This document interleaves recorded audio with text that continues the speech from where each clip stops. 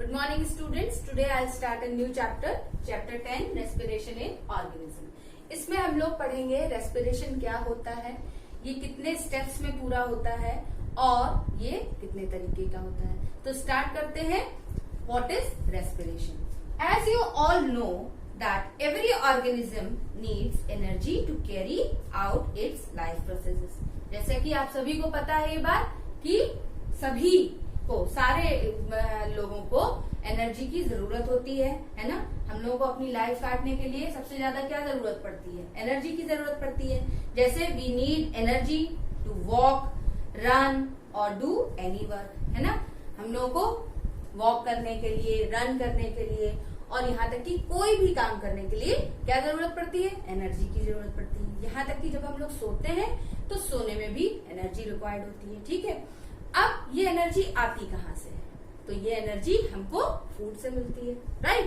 तो जब हम लोग अच्छा और हेल्दी फूड खाते हैं तो हम लोग को एनर्जी मिलती है, right. Now all living organism need oxygen for breakdown of digested food to get energy. जैसे कि हम लोग को एनर्जी फूड से मिलती है और इसी तरीके से हम लोग को अपने फूड को डाइजेस्ट करने के लिए क्या चाहिए होता है? ऑक्सीजन की जरूरत पड़ती है ना, ताकि वो फूड डाइजेस्ट हो सके। So we can say respiration is the process of taking in oxygen using it for the release of energy by breakdown of food and removing the waste products carbon dioxide and water. तो जब हम लोग खाना खाते हैं तो हम लोग को उससे एनर्जी कैसे मिलती है? तो एनर्जी खाने को ऐसे एनर्जी हमको लेने के लिए क्या होता है कि हमें ऑक्सीजन लेनी पड़ती है और उस ऑक्सीजन में क्या होता है? वो ऑक्सीजन हमारे फूड को ब्रेक करती है। किसमें किसमें? कार्बन डाइऑक्साइड और वाटर और एनर्जी में, ठीक है। तो खाने जो हम लोगों ने खाना खाया और ऑक्सीजन की हेल्प से वो खाना ब्रेक डाउन होता है, मतलब डिवीजन होता है उस खाने में। और वो डिवीजन किसमें होता है? कार्बन डाइऑक्साइड में, वाटर में और एनर्जी में। कार्बन डाइऑक्साइड और वाटर हमारी बॉडी से निकल जाते हैं वेस्ट प्रोडक्ट की तरह। जैसे हम लोग ऑक्सीजन सांस लेते हैं तो ऑक्सीजन इनहेल करते हैं और जब एक्सहेल करते हैं तो क्या निकालते हैं? कार्बन डाइऑक्साइड निकालते हैं, ठीक। इसी तरीके से बॉडी से वाटर भी हम लोगों की बहुत सी तरीके से निकलता है, जैसे स्वेटिंग की उसमें फॉर्म में या यूरिन के फॉर्म में। तो ये वेस्ट जितना वाटर होता है वो वेस्ट हम लोग की बॉडी से निकल जाता है। कार्बन डाइऑक्साइड हम लोग एक्सहेल जब करते हैं तो निकल जाता है और जो खाने से हमको मिलता है वो क्या होता है? एनर्जी। तो उस एनर्जी को हम लोग अपने लाइफ की जो भी हम लोग की पूरी लाइफस्टाइल होती है, पूरी जो दिनचर्या होती है, उसमें जितने भी काम हम लोग करते हैं उसमें हम लोगों को क्या रिक्वायर होता है? एनर्जी रिक्वायर होता है। तो वो हमें किससे मिलता है?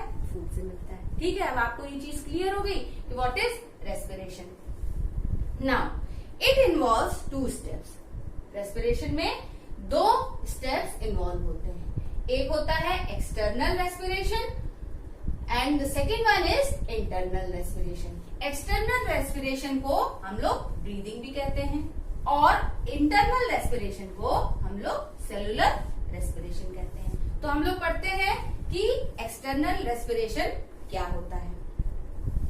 एक्सटर्नल रेस्पिरेशन और breathing the process of taking in air rich in oxygen and giving out air rich in carbon dioxide by the living organism with the help of their respiratory organs is called external respiration और breathing। तो external respiration में क्या होता है?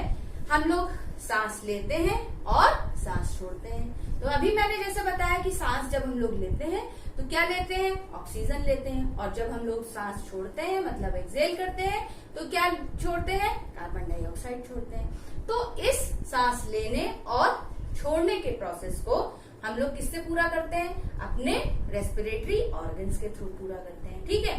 तो इस पूरे process को क्या बोलते हैं? एक्सटर्नल रेस्पिरेशन और ब्रीदिंग। अब हम लोग देखते हैं what is internal respiration, right. Internal respiration or cellular respiration, the process of breakdown of food, glucose cells with the release of energy is called internal respiration और cellular।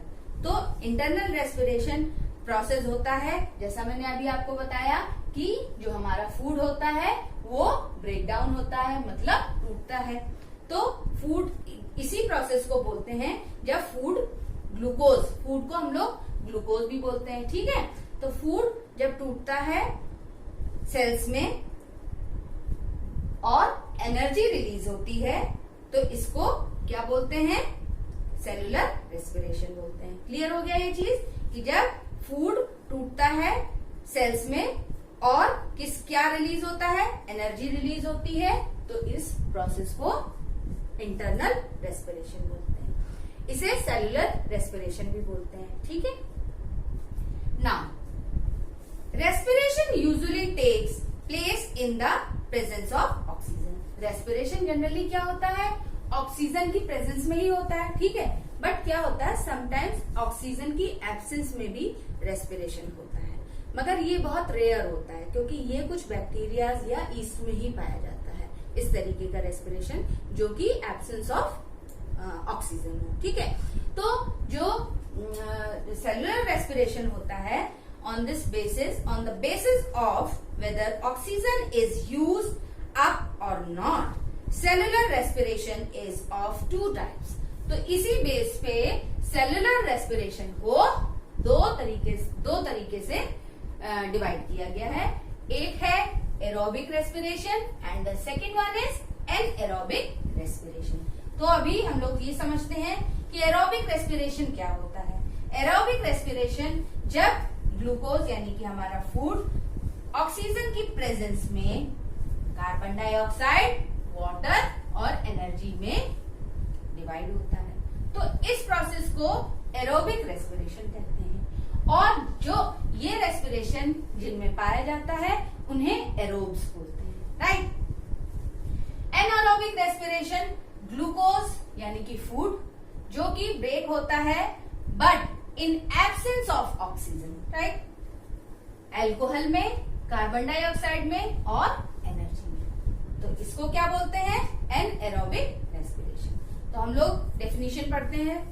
The breakdown of food into carbon dioxide and water to release energy in the presence of oxygen is called aerobic respiration. It can be represented by this equation, right.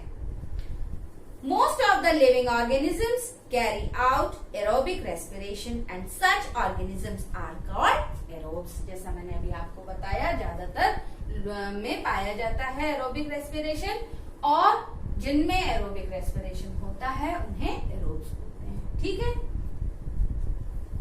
Some organism like yeast and some bacteria do not require oxygen during respiration। तो anaerobic respiration के बारे में मैंने क्या बताया, ये oxygen की absence में होता है, ठीक है। और कुछ ऐसे होते हैं जैसे कि कुछ बैक्टीरिया या ईस्ट, उनमें ऑक्सीजन की एब्सेंस में रेस्पिरेशन होता है, ठीक है। So the breakdown of food that is glucose into alcohol and carbon dioxide with the release of energy in the absence of oxygen is called anaerobic respiration। जैसा मैंने आपको बताया कि ग्लूकोज यानी कि फूड ब्रेक डाउन होता है alcohol, carbon dioxide और एनर्जी में in the absence of oxygen. तो इस रेस्पिरेशन को क्या बोलते हैं, एनएरोबिक रेस्पिरेशन बोलते हैं, ठीक है। Only simple organism like yeast and some bacteria carry out anaerobic respiration and such organisms are called anaerobes। जैसे कि इसमें जो जिन ऑर्गेनिज्म में ये रेस्पिरेशन पाया जाता है उन्हें एरोब्स बोलते हैं और जिनमें ये रेस्पिरेशन पाया जाता है जिन ऑर्गेनिजम्स में उन्हें एनएरोब्स बोलते हैं, right. The amount of energy given out in anaerobic respiration is much less then in aerobic respiration. तो जो अमाउंट होता है एनर्जी का एरोबिक के कंपैरिजन एनएरोबिक में बहुत कम होता है, ठीक है। मतलब एरोबिक रेस्पिरेशन में एनर्जी का अमाउंट बहुत ज्यादा होता है, मगर एनएरोबिक रेस्पिरेशन में एनर्जी का अमाउंट बहुत कम होता है। ठीक है। Now next topic is anaerobic respiration in muscles. अब इतनी चीज आप लोगों को क्लियर हो गई होगी मेरे ख्याल से कि किस तरीके से रेस्पिरेशन है, और रेस्पिरेशन 2 स्टेप्स में पूरा होता है, और फिर उसके बाद सेलुलर रेस्पिरेशन 2 टाइप्स के होते हैं। ठीक है, इतनी चीज क्लियर हो गई। तो जनरली हम लोग क्या होते हैं और हम लोगों में किस तरीके का, यानी कि ह्यूमंस में किस तरीके का रेस्पिरेशन होता है, ये आपका होमवर्क है। ये आपको मुझे फोन करके या व्हाट्सएप करके बताना पड़ेगा। ठीक है।